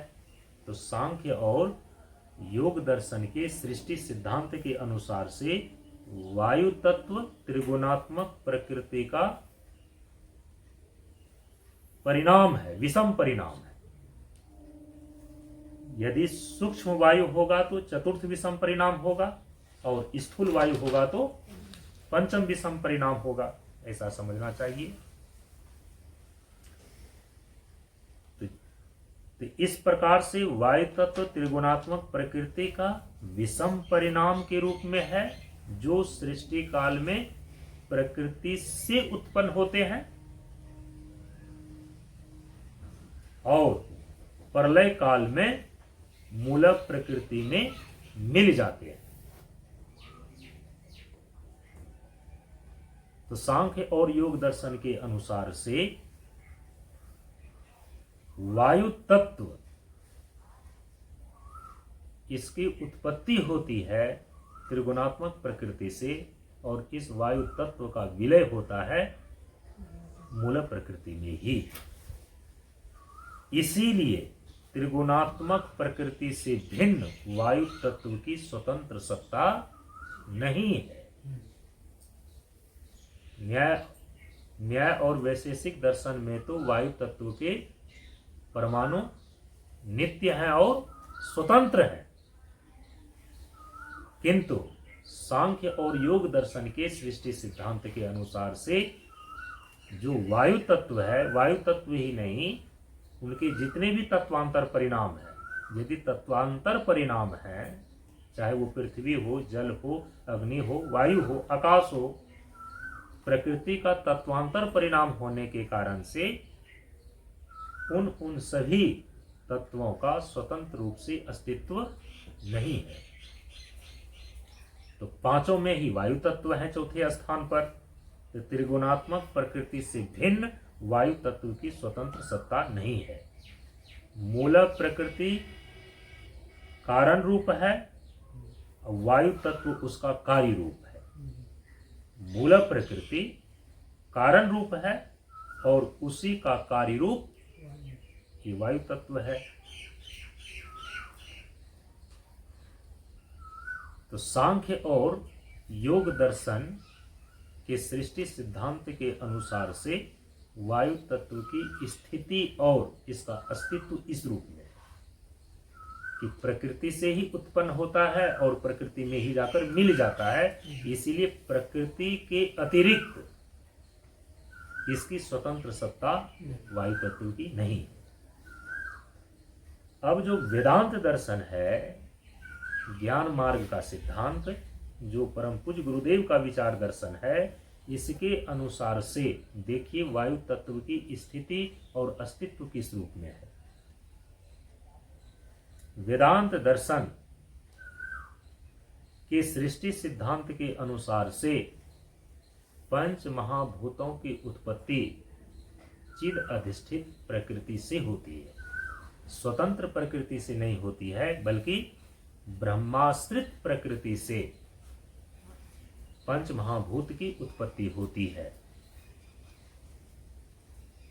तो जो आश्रित है तो उसकी मूल सत्ता तो मानी ही नहीं जाएगी।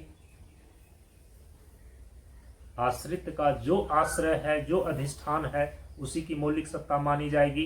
इसीलिए ब्रह्मसूत्र में दूसरा ही सूत्र ये कहता है कि जन्माद्यस यतः स ब्रह्मा, जन्म आदि अस्य यतः स ब्रह्मा, पंच महाभूतों की उत्पत्ति, स्थिति और प्रलय जिससे होता है उस अधिष्ठान का नाम ब्रह्म है।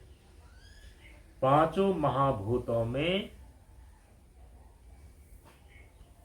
परस्पर कार्य कारण भाव है, लेकिन सबका अधिष्ठान कौन है? ब्रह्म है। अधिष्ठान के अतिरिक्त अध्यस्त वस्तु की स्वतंत्र सत्ता नहीं होती, इसीलिए प्रकृति की भी स्वतंत्र सत्ता नहीं है, क्योंकि चेतन ब्रह्म रूप अधिष्ठान पर जड़ प्रकृति अध्यस्त है। पूरी प्रकृति और प्राकृतिक प्रपंच, तो पूरी प्रकृति माने त्रिगुणात्मक प्रकृति और प्राकृतिक प्रपंच माने उस प्रकृति से उत्पन्न जितने भी महाभूत हैं, चाहे आकाश हो, वायु हो, अग्नि हो, जल हो, पृथ्वी हो, और इससे बना हुआ पंच महाभूतों से बना हुआ जो कुछ है, सब प्राकृतिक प्रपंच के अंतर्गत आ जाते हैं। ये सब के सब ब्रह्म रूप अधिष्ठान पर अध्यस्त होने से इन सब की अपनी स्वतंत्र सत्ता नहीं है। तो प्रकृति और प्राकृतिक प्रपंच के अंतर्गत ही पंच महाभूत आ गए। तो पंच महाभूत में चौथे स्थान पर कौन है? वायु तत्व है। तो पंच महाभूतों का उदय स्थान, निलय स्थान और विलय स्थान ब्रह्म ही है। जब पांचों महाभूतों की उत्पत्ति ब्रह्म से होती है और ब्रह्म अधिष्ठान पर ही उसकी स्थिति बनी रहती है, और प्रलय काल में ब्रह्म में ही जाकर के वह विलय कर जाता है, तो यहां पर यह समझनी चाहिए कि वेदांत दर्शन की सृष्टि की प्रक्रिया में न्याय और वैशेषिक दर्शन एवं सांख्य और योग दर्शन से भिन्न स्थिति है। न्याय और वैशेषिक दर्शन में तो पांचों महाभूतों में परस्पर कार्य कारण का भाव ही नहीं है। वो न किसी से उत्पन्न होता है, न पूर्ण रूपेण किसी में विलय करता है। सबकी अपनी अपनी स्वतंत्र सत्ता है, अपनी अपनी डफली और अपनी अपनी राग है। उस सुर को मिलाने का थोड़ा सा यदि काम करते भी हैं तो नित्य ज्ञान, नित्य इच्छा और नित्य क्रिया से युक्त चेतन सत्ता ईश्वर करते हैं।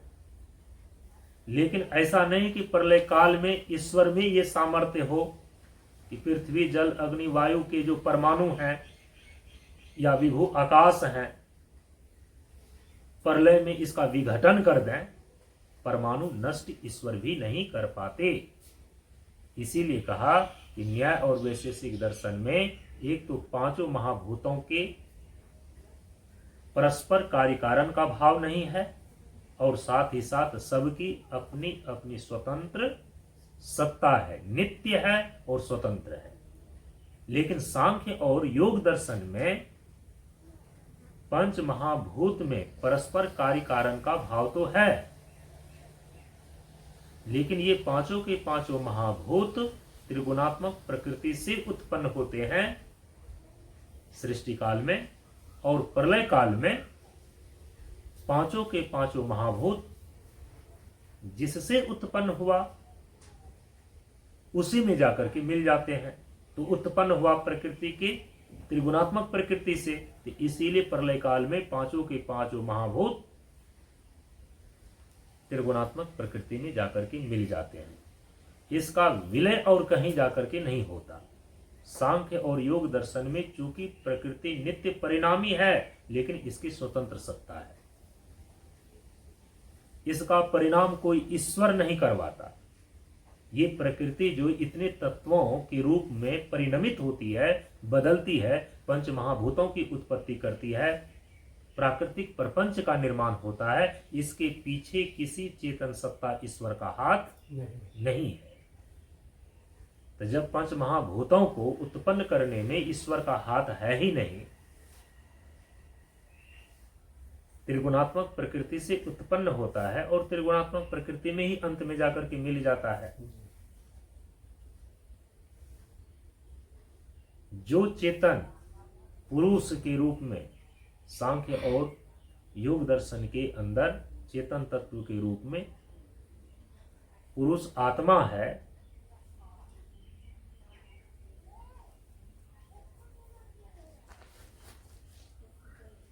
वो न तो कार्य रूप है न तो कारण रूप है। वो न किसी का कार्य है और न उसके द्वारा किसी कार्य की उत्पत्ति होती है। इसीलिए न वह कार्य है न कारण है। कार्य और कारण इन दोनों से ही वह अतीत है। तब पूरी सृष्टि प्रपंच का निर्माण कैसे हुआ? त्रिगुणात्मक प्रकृति से। तो सांख्य और योग दर्शन में इसीलिए प्रकृति कारण रूपा है और बाकी जितने भी सारी चीजें हैं वो कार्य रूप है। तो कार्य की मौलिक सत्ता नहीं होती है, बल्कि कारण की मौलिक सत्ता होती है। तो पंच महाभूत के अंदर ही वायु तत्व भी है, तो वायु तत्व की भी त्रिगुणात्मक प्रकृति के अतिरिक्त इसकी स्वतंत्र सत्ता नहीं है, बल्कि प्रकृति से ही उत्पन्न होता है और प्रकृति में ही जाकर मिल जाता है। वेदांत दर्शन में केवल ज्ञान मार्ग सिद्धांत के अनुसार से केवल प्रकृति के पांचों महाभूत परम तत्व ब्रह्म से उत्पन्न होता है। यतो वा इमानि भूतानि जायन्ते येन जातानि जीवन्ति येन पर्यंत भी संविशन्ति तद ब्रह्मेति इति विजिज्ञासस्व। ये तैत्तिरीय उपनिषद, तैत्तिरीय श्रुति घोषणा करती है कि यतो वा इमानि भूतानि जायन्ते, ये संपूर्ण महाभूतों की उत्पत्ति ब्रह्म से होती है सृष्टि काल में। प्रलय काल में इसीलिए सभी के सभी तत्व ब्रह्म में जाकर विलय कर जाते हैं।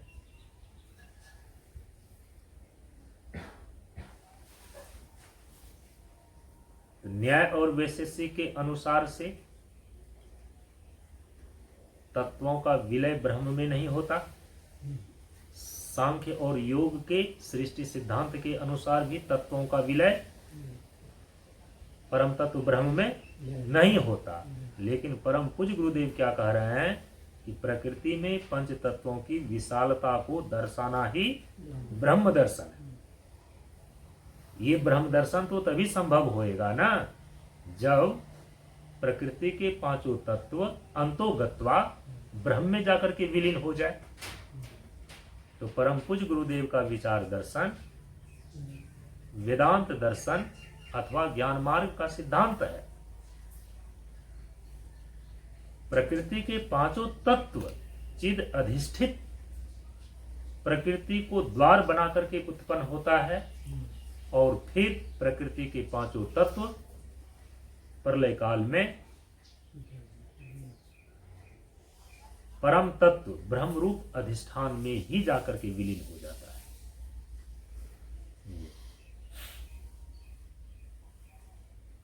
तो वेदांत दर्शन ज्ञान मार्ग सिद्धांत के अनुसार से वायु तत्व की स्थिति और अस्तित्व किस रूप में हुआ? वायु तत्व की उत्पत्ति जो कि पांचों महाभूतों की उत्पत्ति ब्रह्म से हुई है और ब्रह्म से जो पांचों महाभूतों की उत्पत्ति होती है वो क्रम हमेशा याद रखना चाहिए। पृथ्वी तत्व, जल तत्व, अग्नि तत्व पर चर्चा करने में ये चीजें आ गई है। जो ब्रह्म है उस ब्रह्म से पांचों महाभूतों की उत्पत्ति जो होती है किस क्रम से होती है? सत्व रजस तमो गुणात्मिका प्रकृति अस्ति व माया अस्ति। ब्रह्माश्रया अथवा ब्रह्माश्रिता सत्व रजस तमो गुणात्मिका प्रकृति व माया अस्ति ततः आकाश संभूता है।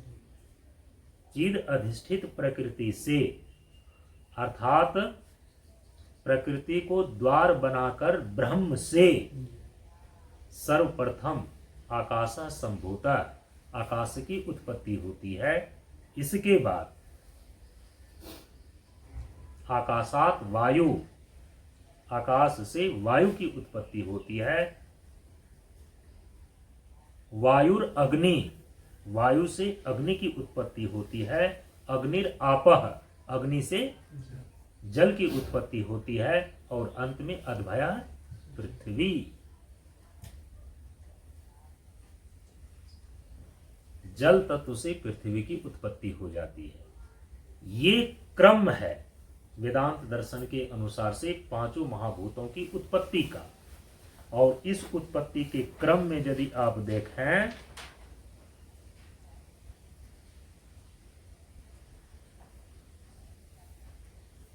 इस उत्पत्ति के क्रम में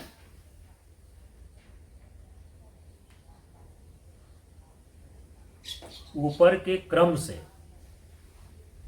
दूसरे स्थान पर और नीचे के क्रम से चौथे स्थान पर वायु तत्व स्थित है। वेदांत दर्शन की सृष्टि सिद्धांत के अनुसार से जो पांचों महाभूतों की उत्पत्ति ब्रह्म से होती है और उत्पत्ति के क्रम में यदि ऊपर से देखें तो दूसरे स्थान पर और नीचे के क्रम से यदि देखें तो चौथे स्थान पर वायु तत्व स्थित है सृष्टि संरचना में। तो वायु तत्व की स्थिति और अस्तित्व को लेकर ज्ञान मार्ग सिद्धांत में वेदांत दर्शन के अंदर इनकी ये स्थिति और अस्तित्व है।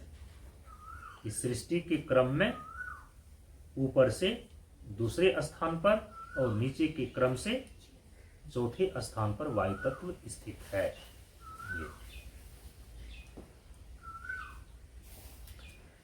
वायु तत्व की सत्ता अर्थात इसकी स्थिति और अस्तित्व को लेकर के तो सबसे पहले मूर्त और अमूर्त पांचों तत्वों में से कहां तक मूर्त तत्व है और कहां से अमूर्त तत्व है इसका विचार किया गया। स्थिति और अस्तित्व के अंतर्गत ही वायु तत्व की सत्ता के अंतर्गत ही इसकी स्थिति और अस्तित्व को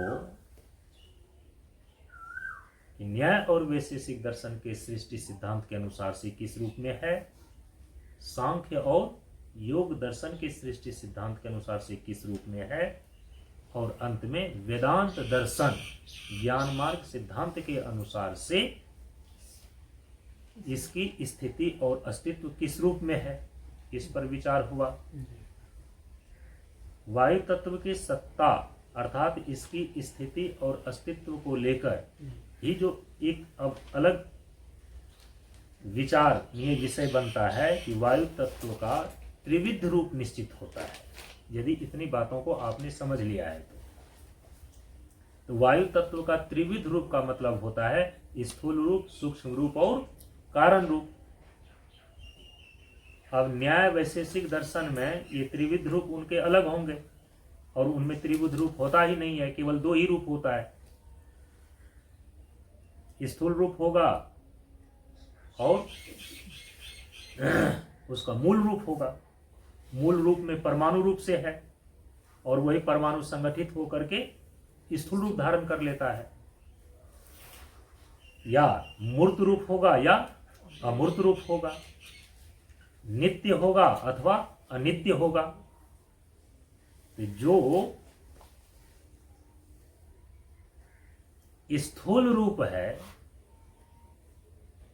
वायु तत्व का वो अनित्य है, लेकिन वायु तत्व का जो मूल रूप है परमाणु के रूप में वह तो नित्य है, वह कभी नष्ट नहीं होता वैशेषिक और न्याय दर्शन में। तो त्रिविध रूप तो उसमें बनता ही नहीं। अच्छा, क्या सांख्य और योग दर्शन में वायु तत्व का त्रिविध रूप बनता है क्या?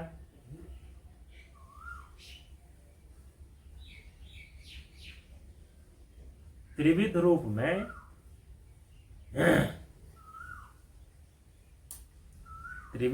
में यदि स्थूल रूप, सूक्ष्म रूप और कारण रूप, ये तीन रूप का ही निर्धारण यदि होएगा और यदि इसको बैठाना चाहेंगे न्याय और वैशेषिक में, तो वायु तत्व के जो परमाणु हैं वही उसका वो मूल रूप है, वही उसका वो मूल रूप है। वही परमाणु परस्पर संगठित होकर के स्थूल रूप धारण कर लेता है, तो फिर उसका सूक्ष्म रूप क्या होगा?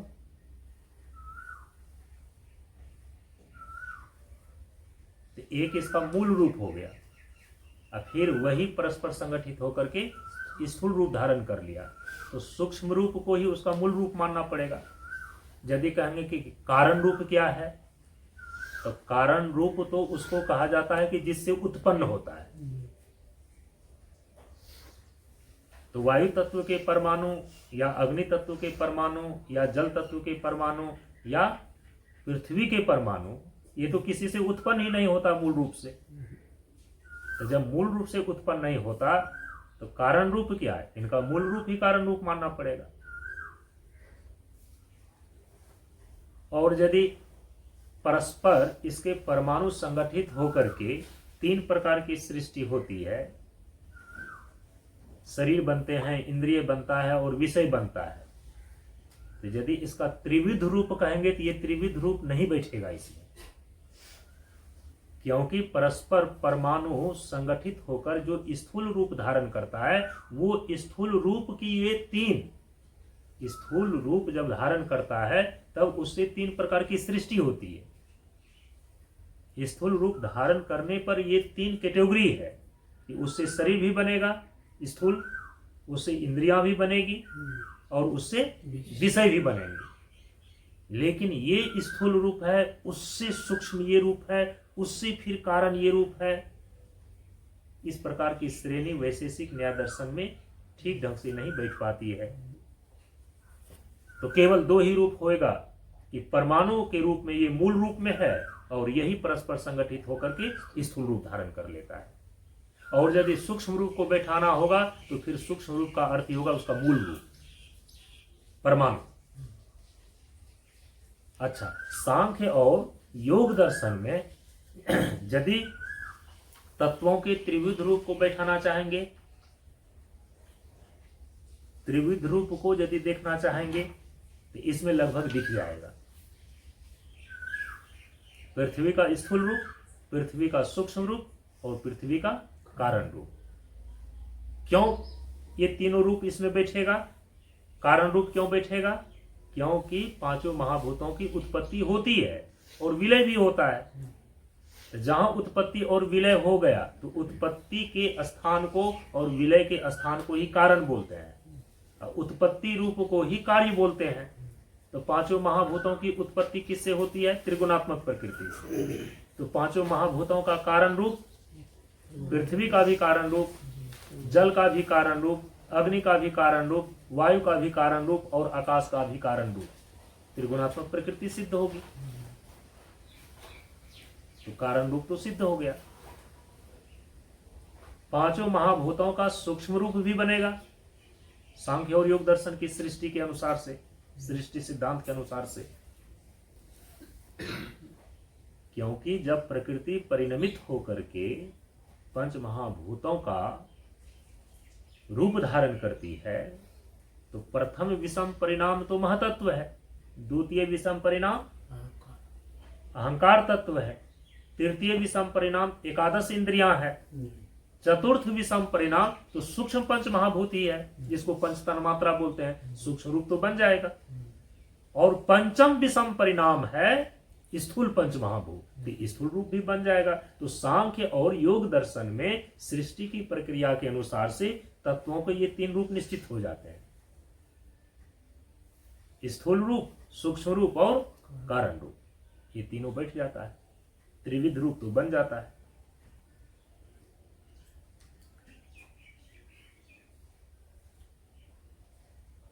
लेकिन तीनों के तीनों रूप तक ही ये सीमित रह जाता है। पृथ्वी का, जल का, अग्नि का, वायु का और आकाश का कारण रूप है त्रिगुणात्मक प्रकृति। इस पांचों तत्वों का मौलिक स्वरूप किसको माना जाएगा सांख्य और योग दर्शन में? सांख्य और योग दर्शन के अनुसार से पृथ्वी, जल, अग्नि, वायु और आकाश, ये जो पांचों तत्व हैं, ये पांचों महाभूत हैं, इसका तो कारण हो गई मूल प्रकृति, कारण रूप हो गया मूल प्रकृति, त्रिगुणात्मिका मूल प्रकृति माने त्रिगुण। मौलिक स्वरूप कौन होगा पांचों तत्वों का?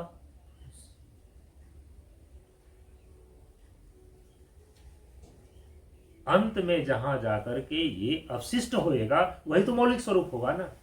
पांचों तत्व, पांचों महाभूत अंतो गत्वा अवशिष्ट होकर के शेष होकर रहता है त्रिगुण बन करके। तो जो कारण रूप बोलते हैं यही उसका मौलिक स्वरूप होगा, क्योंकि जिससे उत्पन्न हुआ और जिसमें जाकर अंतोगत्वा विलय कर गया, अंतिम रूप से अवशिष्ट रह गया, वही उनका मौलिक स्वरूप माना जाएगा। तो पांचों तत्वों का मौलिक स्वरूप त्रिगुणात्मक प्रकृति ही है सांख्य और योग दर्शन में। इसीलिए हमेशा ये आप ध्यान में रखना कि ऐसा नहीं कि एक ही लाठी से सब को हाँकते चले जा रहे हैं। पांचों तत्वों का मौलिक स्वरूप त्रिगुणात्मक प्रकृति ही है सांख्य और योग दर्शन में। कारण रूप भी त्रिगुणात्मक प्रकृति ही है। सूक्ष्म रूप पंच तन्मात्रा है और स्थूल रूप पंच महाभूत है। मौलिक स्वरूप पांचों तत्वों का ब्रह्म है, यह तो केवल और केवल वेदांत दर्शन की घोषणा है। वेदांत दर्शन की सृष्टि प्रक्रिया के अनुसार से, परम पूज्य गुरुदेव के विचार दर्शन के अनुसार से पांचों महाभूतों का चूंकि अंतोगत्वा विलय ब्रह्म में जाकर होता है, क्योंकि ब्रह्म सूत्र ही कह रहा है कि जन्माद्यस यतः स ब्रह्म, जन्म आदि। जन्म आदि माने उत्पत्ति, स्थिति और प्रलय, जिससे होता है पांचों महाभूतों की सृष्टि माने उत्पत्ति, स्थिति और प्रलय, जिससे होता है स ब्रह्म, वो ब्रह्म है। तो चूंकि पांचों महाभूतों की उत्पत्ति ब्रह्म से हुई है, पांचों महाभूतों की स्थिति ब्रह्म अधिष्ठान पर है, और पांचों महाभूतों का विलय, पांचों महाभूतों का प्रलय ब्रह्म में जाकर के होता है। तो इसीलिए पांचों महाभूतों का मौलिक स्वरूप कौन सिद्ध होगा? ब्रह्म होगा। यह केवल और केवल वेदांत दर्शन के अनुसार हो सकता है, ज्ञान मार्ग सिद्धांत के अनुसार से हो सकता है, परम पूज्य गुरुदेव के विचार दर्शन के अनुसार से हो सकता है। परम पूज्य गुरुदेव का विचार दर्शन यही है, जो ज्ञान मार्ग का सिद्धांत है, जो वेदांत दर्शन है, कि पांचों महाभूतों की उत्पत्ति ब्रह्म से होती है और अंतोगत्वा पांचों महाभूत ब्रह्म में जाकर के अवशिष्ट हो जाता है। तब कहीं पांचों तत्वों की आप साधना करेंगे तो इस साधना की उपलब्धि होगी ब्रह्म दर्शन। ये घोषणा सांख्य और योग दर्शन नहीं कर सकता है कि प्रकृति के पांचों तत्वों की साधना करो और उससे उपलब्धि हो जाएगी आत्मदर्शन। नहीं, ये घोषणा न्याय और वैशेषिक दर्शन नहीं कर सकता है कि पृथ्वी के परमाणु, जल के परमाणु, अग्नि के परमाणु, वायु के परमाणु या विभू आकाश को तुम जान लो तो तुम आत्मज्ञान प्राप्त कर लोगे। ऐसा नहीं है, उसका परिणाम ये निकल करके नहीं आएगा। लेकिन वेदांत दर्शन में परम तत्व के रूप में, अंतिम सत्य के रूप में केवल एक ही तत्व का निश्चय है, बाकी जितने भी सारे हैं वो प्रपंच हैं। यदि उसका सम्यक चिंतन और सम्यक आप उसका साधना करें तो धीरे धीरे उसके मौलिक स्वरूप परम तत्व ब्रह्म तक पहुंचेंगे। तो प्रकृति में पंच तत्वों की विशालता को दर्शाना ही इसीलिए ब्रह्म दर्शन है। किसके अनुसार से? केवल वेदांत दर्शन के अनुसार से। किसके अनुसार से? ज्ञान मार्ग सिद्धांत के अनुसार से। किसके अनुसार से? परम पूज्य गुरुदेव के विचार दर्शन के अनुसार से। ये बातें बिल्कुल स्पष्ट होनी चाहिए। तो वायु तत्व का त्रिविध रूप जो अब निश्चित होता है, उसके स्थिति और अस्तित्व के अंतर्गत, तो स्थूल रूप क्या है? वायु तत्व का स्थूल रूप वृक्ष के हिलने से जो दिखाई देता है, तो लगता है कि हवा चल रही,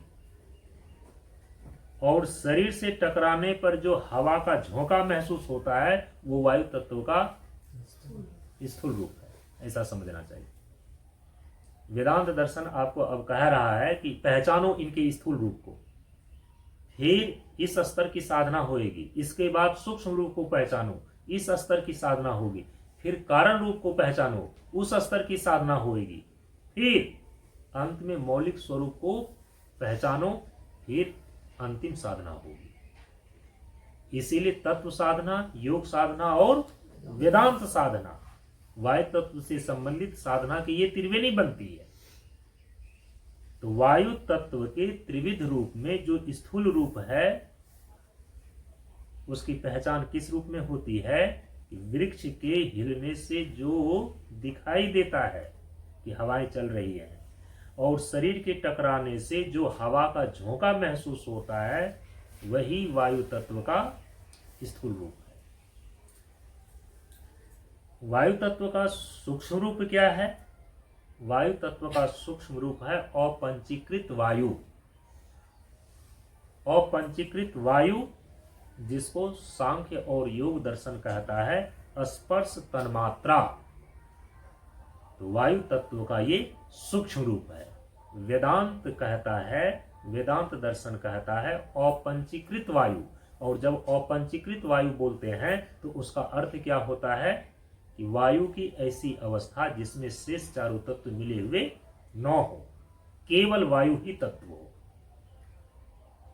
जो पंचीकृत वायु होता है, तो पंचीकृत वायु, वायु की वो अवस्था है, वायु की प्रधानता है, लेकिन उसमें शेष चार तत्व पृथ्वी, जल, अग्नि और आकाश भी मिले हुए होते हैं पंचीकृत वायु में। जब अपंचीकृत वायु बोलते हैं तो अपंचीकृत वायु का अर्थ होता है अपंचीकृत, माने कि केवल वायु ही हो, उसमें शेष 4 मिले हुए 9 हो।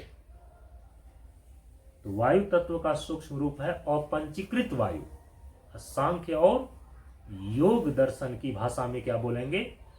स्पर्श तन्मात्रा वायु तत्व का सूक्ष्म रूप है। वायु तत्व का कारण रूप कौन है? जिस द्वार से यह प्रकट हुआ है, वेदांत दर्शन के अनुसार से चिद अधिष्ठित प्रकृति के द्वार से पांचों महाभूतों की उत्पत्ति होती है, तो कारण रूपा प्रकृति ठहरती है। तो जब पांचों महाभूतों की उत्पत्ति हुई तो पांचों महाभूतों में सृष्टि के क्रम से ऊपर से दूसरे स्थान पर और नीचे के क्रम से चौथे स्थान पर वायु तत्व है। ये प्रकृति के द्वार से ही उत्पन्न हुआ है, ब्रह्म के द्वारा। तो कारण रूप त्रिगुणात्मिका मूल प्रकृति ही वायु तत्व का कारण रूप सिद्ध होता है। मौलिक स्वरूप कौन सिद्ध होगा? वायु तत्व का मौलिक स्वरूप, जो कि द्वार रूप जो त्रिगुणात्मिका प्रकृति है, ये ब्रह्म पर आश्रित होने के कारण से प्रकृति की अपनी स्वतंत्र सत्ता नहीं है। जो जिस पर आश्रित होता है वह आश्रय ही उसका मौलिक स्वरूप माना जाता है। जैसे कि जल है और जल के सतह पर जल से उत्पन्न उसका तरंग है, तो तरंग का वास्तविक स्वरूप कौन होगा? जल होगा,